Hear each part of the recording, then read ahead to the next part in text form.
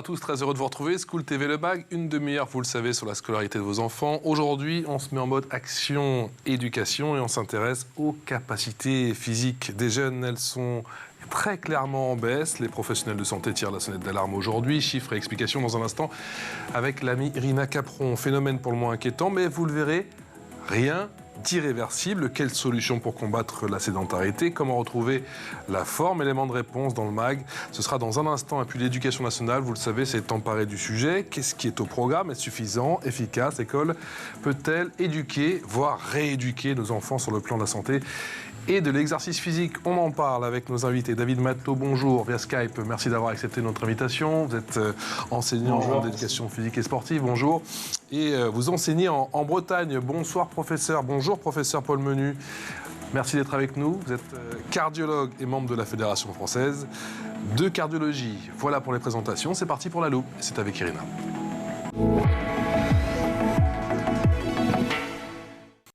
Oui, je ne sais plus à quelle heure j'ai... Bonjour, bonsoir, bon après-midi. Je vous vois venir, je connais ce petit regard, vous. Attention, hein. Irina, est-ce que les jeunes Français ont perdu 40% de leur capacité cardiovasculaire? Alors, c'est ce qu'a annoncé au début du mois de février le ministre de l'Éducation nationale, Pap Ndiaye, mais le chiffre est faux. Le cardiologue François Carré, qui a coordonné l'étude intitulée « Inverser les courbes », a confié n'avoir jamais parlé de 40% dans son étude. Donc, il semblerait que Pap Ndiaye se soit un peu mélangé les pinceaux. En quoi consiste cette étude « Inverser les courbes » ? Alors, au sein d'un panel de 9000 élèves, l'étude a mis en lumière un recul de l'endurance et la dégradation de la capacité physique évaluée par la vitesse maximale aérobie, la fameuse VMA. Pour parcourir une distance identique, les jeunes ont mis en 2022 un temps supérieur à celui que l'on pouvait enregistrer en 1987. Ces dégradations de la capacité physique sont observées de manière plus forte dans certaines régions, comme la Bretagne, la région Auvergne-Rhône-Alpes et les Hauts-de-France. Et une autre étude parue en septembre dernier montre que les enfants âgés de 7 à 18 ans ont perdu 25% de leur capacité physique sur les 50 dernières années. Donc on parle de 25% et non de 40%. On parle de quel risque, Irina? Alors la diminution de la capacité physique peut conduire à une plus courte espérance de vie. Les maladies liées à la sédentarité sont l'hypertension artérielle, le diabète, le surpoids ou encore l'obésité. Comment on explique que les Français sont de plus en plus sédentaires? Il y a 50 ans, il y avait déjà moins de technologie. Les Français avaient plus d'occasions pour faire du sport. Aujourd'hui, la jeune génération est absorbée par les écrans et la crise du coronavirus n'a pas du tout amélioré la situation. À cause des confinements et des restrictions, les Français n'ont pas eu la possibilité de pratiquer une activité sportive. Et une étude montre que les activités sédentaires des jeunes de 6 à 18 ans, donc la télé, Internet ou encore les jeux vidéo, ont augmenté de 50% de mars à mai 2020. Comment on lutte contre la sédentarité? Le ministère de l'Éducation a lancé en 2020 le dispositif 30 minutes d'activité physique quotidienne. Alors depuis septembre 2022, le programme est généralisé dans les 36 250 écoles primaires du pays. L'objectif, c'est d'encourager l'activité physique et de mettre en œuvre le dispositif dans toutes les écoles en supplément des heures de cours de PS. Donc les 30 minutes peuvent être fractionnées ou combinées sur les différents temps scolaires. Par exemple, le temps de la récréation peut être un bon moment pour ce dispositif. Merci Irina. L'expression orale avec nos invités. Et nos invités, je vous les représente, David Matelot qui est enseignant d'EPS en Bretagne et le professeur Paul Menu qui est cardiologue et membre de la Fédération française de cardiologie. Professeur, comment qualifiez-vous la situation quant aux capacités physiques de nos jeunes actuellement? Je reprendrai un peu la citation de mon ami François Carré, avec qui l'étude a été faite. C'est un petit peu une bombe à retardement. C'est une bombe à retardement. Je voudrais donner un point quand même par rapport à ce qui a été fait par Irina. Ça n'est pas que la santé cardiovasculaire qui est menacée. Le bénéfice de l'activité physique, le bénéfice de reprendre de l'activité physique sur la santé déborde très très largement la santé cardiovasculaire.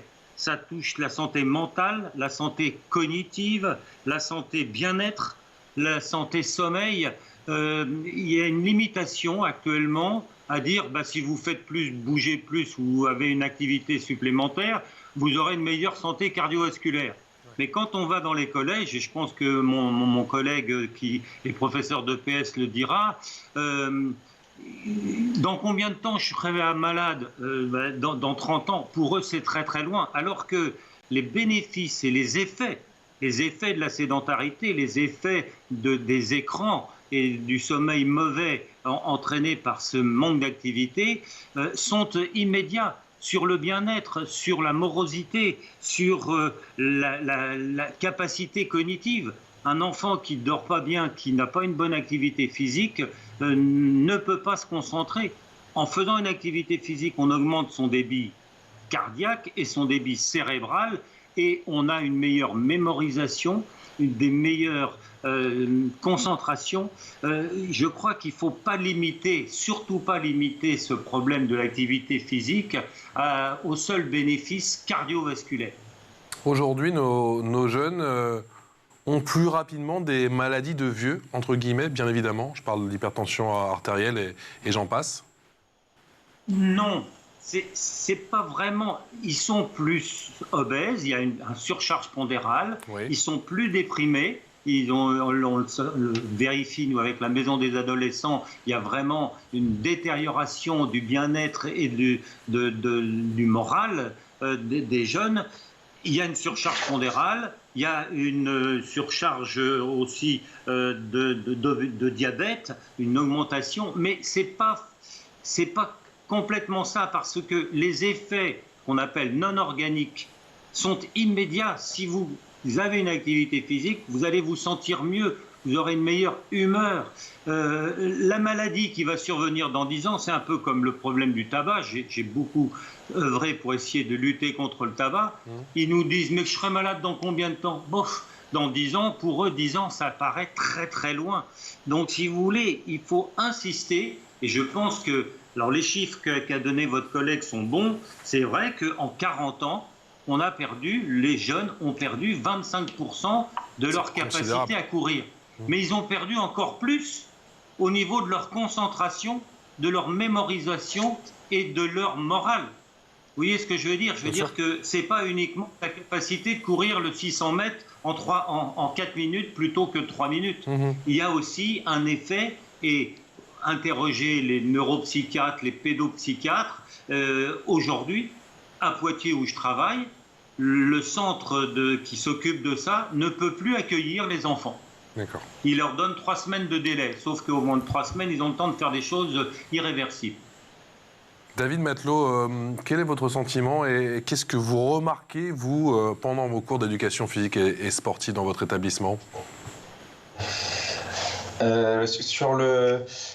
Il y a un effet aussi direct qu'on connaît bien à beaucoup d'études scientifiques qui montrent que la condition physique est aussi très liée à leurs résultats scolaires. Et donc ça complète la santé mentale. On sait que les enfants au niveau aérobie, qui ont la meilleure capacité aérobie, sont aussi ceux qui ont les meilleurs résultats scolaires. Après, il y a pas mal de facteurs confondants, mais c'est aussi un effet direct. Nous, au quotidien, dans les établissements, moi je suis en lycée, on sait que c'est l'âge auquel souvent les élèves décrochent et on a beaucoup de mal entre la 3e et la terminale à relancer la machine. Et effectivement, quand on leur dit dans 40 ou 50 ans, tu risques de mourir un petit peu plus tôt ou de vieillir en moins bonne santé, ça marche pas vraiment. Donc il faut qu'on trouve d'autres stratégies. Et vous les avez trouvées, les nouvelles stratégies? Un petit peu sur l'idée. Et vous les avez trouvées? Peut-être leur dire qu'effectivement, ils vont se sentir mieux dans leur peau, dans leur corps, si on fait de l'activité physique avec eux au niveau des sports, leur montrer qu'ils peuvent progresser. Ouais. Ce qui est dur, c'est d'aller chercher les élèves qui sont déjà en seconde ou au lycée non sportifs et qui ont au collège peu fait de sport. Ça, c'est vraiment très compliqué d'aller les chercher. Et c'est peut-être le principal pour nous dans les établissements scolaires. Et moi, je pense que ça passe notamment par leur montrer qu'ils peuvent progresser, qu'ils prennent du plaisir. Alors, c'est facile à dire au quotidien, c'est loin d'être aussi simple. Mais... et on essaye aussi, en France, on a perdu un petit peu la culture de mesurer ses qualités physiques. Alors l'étude Inversons les courbes nous ramène des chiffres là qu'on n'avait pas depuis longtemps. Je pense que la dernière étude, c'était la batterie Bouge qui avait été mise en place par la Mutualité plutôt en 2010. Donc peut-être aussi qu'une des conséquences là de ces travaux, c'est de remettre un petit peu en lumière l'intérêt de l'EPS pour le développement des qualités de force et d'endurance de nos élèves. Et il y a des enseignants qui essayent de remettre ça un petit peu au goût du jour. c'est pas toujours aussi simple de donner une focale sur ces éléments-là, je pense, en cours de PS au collège comme au lycée. Irina. Professeur, est-ce que cette sédentarité des jeunes touche autant les filles que les garçons? Non. Malheureusement, elle touche plus les filles que les garçons. C'est l'étude Esteban, qui est une étude très intéressante, qui a été faite, que tout le monde connaît. Les filles passent plus de temps, en particulier le groupe 14-17 ans, sur les écrans. On en est les week-ends à plus de 6 heures par jour, 6h34 par jour. Alors les filles il y a une inégalité, parce que les chiffres qu'on donne dans l'étude sont que globalement, il y en a quand même 2/3 qui n'en font pas assez, mais pour les filles, c'est pratiquement 9 sur 10 qui n'atteignent pas le niveau nécessaire et suffisant pour accélérer son cœur, qui a les effets intéressants. Je voudrais faire une remarque, parce que ce qu'a dit mon collègue est important. Je crois qu'il faut donner la culture de la distinction entre le modèle sportif, compétition, club, performance, ouais, et le domaine de l'activité physique, EPS, voire activité physique de jogging, de vélo, de breakdance, de ce que les gens font. Chez les jeunes filles en particulier, il n'y a pas un effet inverse, mais il y a quand même, quand on parle de sport, et quand c'est pas forcément quelque chose qui les intéresse. Et le présentateur nous disait qu'est-ce qu'on peut faire. Je crois qu'il faut faire attention à cette distinction entre faire du sport de sportif, des filles qui jouent au rugby, c'est très bien, de tout ce qui se passe, mais il faut qu'un certain nombre, les 3 sur 10 qui ne font plus rien, qui ne font que du virtuel et des écrans, elles ont une sorte d'aversion contre le sport. Et en EPS, elles sont sur la touche avec leur téléphone ou leur tablette, ouais, et celles-là risquent de poser des problèmes ultérieurement. Donc, une des premières choses, alors je ne sais pas si c'est les sportifs de haut niveau qui vont réussir à les convaincre, mais il faut faire en sorte qu'on ne laisse personne sur la touche. On ne laisse personne sur la touche, c'est quelque chose d'important, c'est en particulier les projets que nous essayons de mener en Nouvelle-Aquitaine pour faire en sorte que tout le monde fasse cette activité physique. David Matelot, pour reprendre les propos du professeur, justement, comment on fait pour ne pas laisser certains élèves au bord du chemin ? Je pense donc c'est intéressant l'idée au lycée, et notamment dans l'académie de Rennes, le rectorat depuis plusieurs années met en place la lutte contre la dispense de PS. Et effectivement, je pense que ça a touché pas mal d'élèves qui se sentaient pas sportifs et parfois en difficulté en cours. Et donc on essaye de travailler avec eux pour les ramener en cours, même s'il y a des adaptations à faire, comme les fédérations sportives maintenant adaptent de plus en plus aux pathologies pour les pratiquants. Donc ça, c'est un point important d'arrêter d'être dispensé de PS, comme on ne peut pas imaginer qu'on soit dispensé de mathématiques. On prend parfois cette image-là. Et je pense que d'autres élèves aussi qu'on ne devrait pas laisser sur la touche, et ça va peut-être faire le lien avec les 30 minutes d'activité physique, c'est les élèves du primaire. On sait que actuellement, il y a très très peu de cours de PS en primaire par rapport aux 3 heures qui devraient avoir lieu. Et c'est aussi un âge où il y a beaucoup de choses qui se jouent plutôt au niveau de la motricité, de la coordination, mais c'est aussi un âge où si on n'a pas acquis des choses, on aura du mal à les acquérir plus tard. Donc il y a aussi à ce moment-là des choses importantes à faire. Professeur, être dispensé de PS, c'est criminel aujourd'hui ? Vous savez, il y a 40 ans, on donnait des cigarettes aux militaires et c'était l'État qui payait les cigarettes. Aujourd'hui, on donne des tablettes. Je ne sais pas si un jour on ne verra pas apparaître sur tablette, la tablette est dangereuse, la tablette tue. Parce qu'aujourd'hui, la sédentarité est passée devant le tabac pour la mortalité. Il y a 5,8 millions de gens dans le monde qui décèdent à cause de la sédentarité et de la trop grande sédentarité. Et il y a il y a 5 millions de personnes qui décèdent du tabac. La sédentarité est devenue extrêmement dangereuse. Et alors bien entendu, les écrans, et tout le monde nous dit qu'il y a quand même des effets très positifs des écrans, on ne va pas enlever ça. Mais un jour peut-être, on verra qu'il faudra faire attention à ce problème-là. Je crois que... je voudrais dire une dernière chose. Je vous écoute. Il faut leur proposer, si on veut attirer les gens, il faut leur proposer des sports un petit peu autres. Le basket 3-3, la breakdance. Il y a des sports qui vont attirer quand même beaucoup plus les jeunes filles et les jeunes garçons qui sont dans l'inactivité. Et je pense qu'une des façons de faire en EPS en particulier, qui est vraiment notre outil extrêmement intéressant, c'est de leur proposer pas forcément le tour du stade, parce que ça, toutes les études l'ont montré, ça les gave vraiment, mais leur proposer des sports nouveaux, de la crosse, des choses différentes, de l'exploration, voilà. Et je pense que c'est très important de faire des choses différentes, des choses qui leur plaisent. Je pense que mon collègue le confirmera. Pour que ça soit pérennisé et pour qu'ils l'adoptent, il faut que ça les intéresse, il faut que ça leur plaise. Si on leur impose quoi que ce soit, on est sûr et certain que ça ne marchera jamais. David Matelot, vous avez été amené justement à changer vos offres ces derniers mois, ces dernières semaines?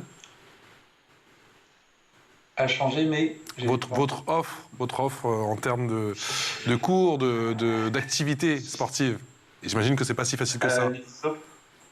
Ouais, mais si, c'est vrai que ça évolue de plus en plus en collège et lycée avec des activités nouvelles qu'on essaye d'introduire.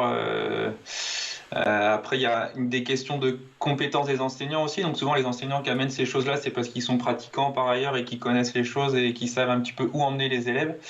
Mais par exemple, dans les programmes de lycée, maintenant, on a dans la liste des activités nationales le yoga, qu'on peut auparavant qui n'était pas présent, parce que dans les lycées généraux, on a toujours une liste de pratiques, d'activités autorisées, on va dire, qui peuvent être complétées par des activités régionales, et notamment en Bretagne, par exemple, une des activités qui a été proposée, c'est le parcours, qui est un mélange de gymnastique initialement en milieu urbain. Donc voilà, ça répond bien à ces objectifs de pratique un petit peu nouvelles.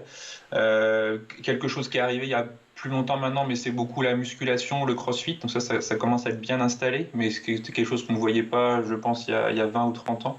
Donc on a bien un renouvellement de ces offres de pratique.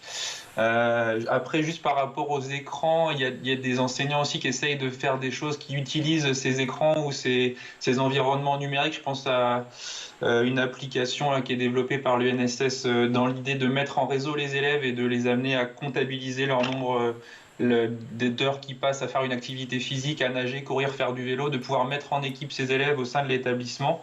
Donc d'utiliser un petit peu l'inconvénient des tablettes et des réseaux pour les amener à faire des choses et à s'encourager entre eux.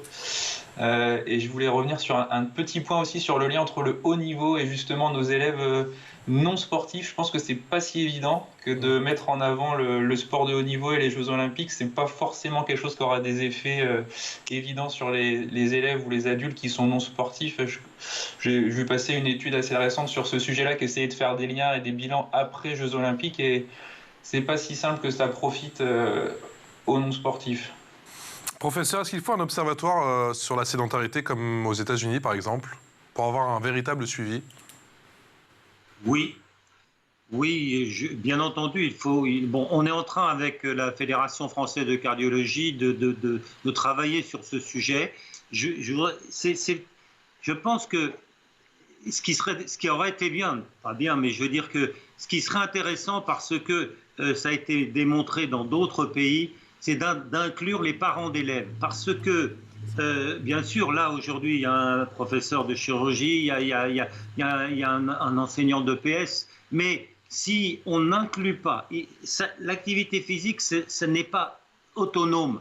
Ça comprend l'alimentation, ça comprend le sommeil. Et si les enfants, même si on leur fait faire de l'activité physique, mais qui sont sur leur écran de tablette pour une série jusqu'à 11h du soir, la lumière, le sommeil ne sera pas bon, et le lendemain... Donc, si vous voulez, je pense que cet observatoire dont vous parlez, il faut automatiquement inclure tous les gens qui sont concernés. Parce que si on ne fait qu'une implantation par les professeurs d'EPS sans intégrer les professeurs de SVT, sans intégrer les parents d'élèves, eh bien, l'effet ne sera pas aussi important. Ce qui a été démontré au Canada, c'est qu'il faut que toutes les tranches qui vont concourir à ça, municipales, régionales, politiques, organisationnelles et parents d'élèves, tout ce qui va tourner autour de cet enfant va fonctionner dans la même direction.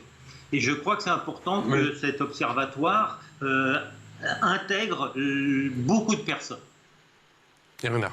Oui, professeur, combien de temps, combien d'heures de sport faudrait-il faire par semaine pour améliorer justement nos conditions physiques? Et est-ce que le programme lancé par le gouvernement, 30 minutes quotidiennes, sont efficaces? Alors, c'est tout à fait ce qui est marqué dans l'article et dans la publication de mon ami François, parce que, premièrement, il n'y a rien d'irréversible.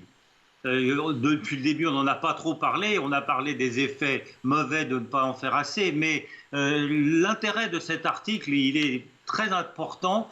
Il est que si on redémarre, si on recommence une activité, eh bien, très rapidement, le cerveau va se remettre en marche d'une façon où il aura éliminé beaucoup de toxines et que les effets de reprendre 30 minutes par jour sont très rapides et efficaces. Et efficaces, regardez les chiffres, on passe quand même avec des chiffres très importants d'amélioration. Donc ça, c'est la très bonne nouvelle de cet article. Ça n'est pas l'effet négatif et l'effet on n'en fait pas assez, on a perdu tant X, 20%, 30%, mais on peut regagner. On peut vraiment regagner. Donc ça, c'est extrêmement important. On peut regagner. Les filles qui sont en retard peuvent très vite regagner une qualité de santé importante. L'info en plus avec Irina.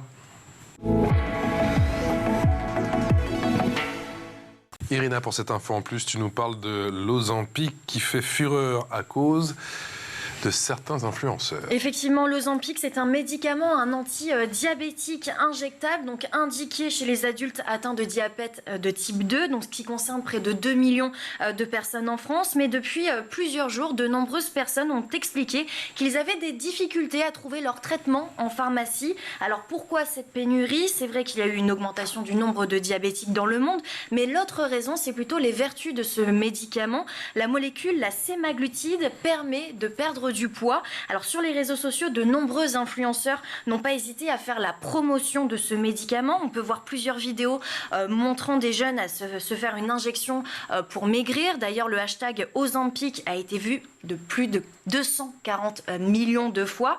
Il y a même Elon Musk et la famille Kardashian qui utiliseraient ce médicament alors qu'ils ne sont pas diabétiques. La demande d'Ozempic a augmenté de 40%. Professeur, la demande d'Ozempic a augmenté de 40%, c'est un sujet? C'est un sujet parce qu'on parle des moyennes et en France, on s'est un petit peu égaré pour une raison très claire, c'est que notre moyenne de surpoids semblait stable, alors que dans d'autres pays, il y avait augmentation de diabète, augmentation du poids.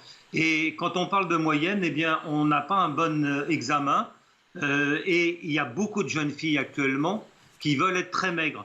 Alors, il y a aussi, malheureusement, beaucoup de surpoids. Alors, la moyenne elle reste bonne, mais c'est parce qu'il y a de plus en plus, et les chiffres au niveau de l'OMS, au niveau de la France, sur le diabète sont importants, mais aussi ce qui a été décrit par votre collègue, votre collaboratrice, effectivement, des jeunes filles qui veulent avoir le profil des mannequins et être très maigres et avoir un certain nombre d'éléments, et ceci sans faire d'activité physique. Et la seule façon, c'est effectivement, enfin pas la seule façon, mais une des façons, c'est par les réseaux sociaux de se fournir de ces médicaments. Et là, on rentre dans la toxicité extrêmement dangereuse, parce que prendre un antidiabétique alors qu'on ne l'est pas modifie toute la dynamique de l'alimentation.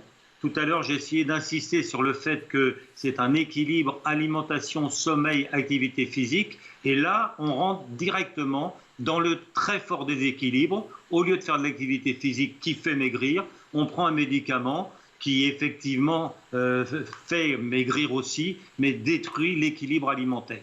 David Matelot, l'école, ça peut être le lieu, justement, David, où on enseigne cet équilibre entre l'éducation physique, l'alimentation et le sommeil?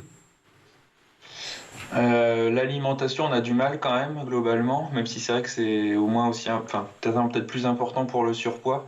Mais ça fait rebondir sur l'idée d'intégrer les parents. Et c'est vrai que j'ai un collègue à Rennes qui est dans un collège avec beaucoup d'élèves du milieu défavorisés qui ont pris l'initiative de mesurer, en accord avec les parents et l'infirmière, l'IMC de ces élèves et de communiquer l'information aux parents. Et il y a des parents qui étaient surpris de découvrir que leurs enfants étaient considérés en surpoids, voire obèses, pour des parents pour qui c'était, il n'y avait pas de raison de changer la situation. Son enfant n'était pas à risque. Alors quand on explique après tous les risques de l'obésité et du surpoids, il y avait un enjeu. Et il y a aussi un enjeu à faire passer des tests. On sait qu'il y a notamment les tests aérobie ou des tests de force qui ont un lien direct avec la mortalité plus tard.